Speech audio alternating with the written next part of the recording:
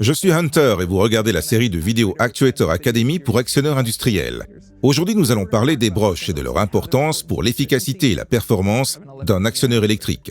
Maintenant, dans un actionneur, il y a 3 composants principaux. La vis sans fin, le moteur et les engrenages. Leur apparence après assemblage.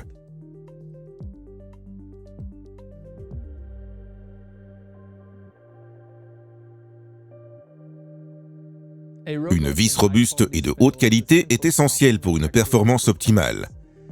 Choix des barres. Nous devons nous assurer des matériaux de grande qualité afin d'avoir la meilleure efficacité pour l'actionneur. La matière utilisée pour les vis Linac est une barre de fer livrée avec des certificats qui prouvent les propriétés du matériau et son aptitude dans les applications. L'étape suivante du processus est rouler les filetages de la vis. Pour ce faire, nous appliquons 25 tonnes de pression à l'extérieur de la broche pour créer le plus solide des filetages. Il est bien important que dans ce processus, nous ne produisions pas de paillettes, car elles peuvent se coincer dans la graisse et elles peuvent aussi s'user sur l'écrou.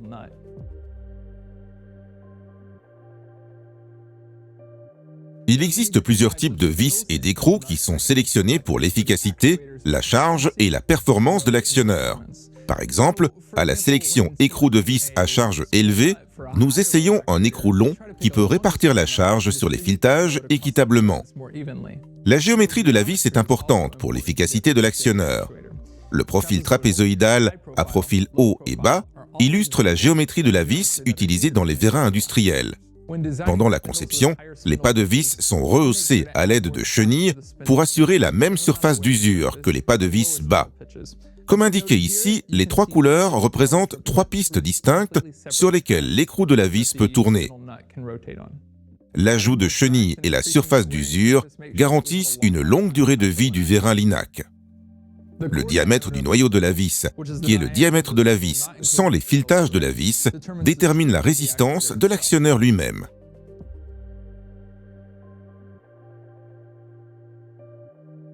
L'efficacité de l'actionneur est directement liée aux engrenages, à la vis et au moteur et à leur fonctionnement ensemble. Dans un actionneur linéaire, l'efficacité est la même que l'on se déplace à l'intérieur ou à l'extérieur, indépendamment de la charge.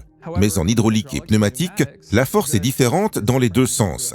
Lorsque vous vous déplacez vers l'intérieur, la surface contre laquelle appliquer la pression de l'huile ou l'air est plus basse. La force est donc inférieure. De ce fait, lorsqu'un actionneur pousse une charge, il peut se déplacer à la même vitesse à l'intérieur et à l'extérieur. Avec la transmission d'un actionneur, la vitesse peut remplacer la force ou l'inverse. En multipliant force par vitesse, vous obtenez la puissance requise. Ceci peut donner une idée de l'actionneur à choisir.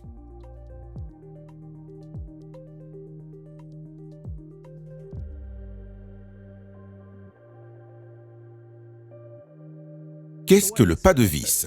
Il s'agit de la distance de déplacement de l'écrou sur la vis lorsqu'il se déplace de 360 degrés autour de la vis. Par exemple, nous avons un pas de 20 mm et un pas de 2,5 mm ici.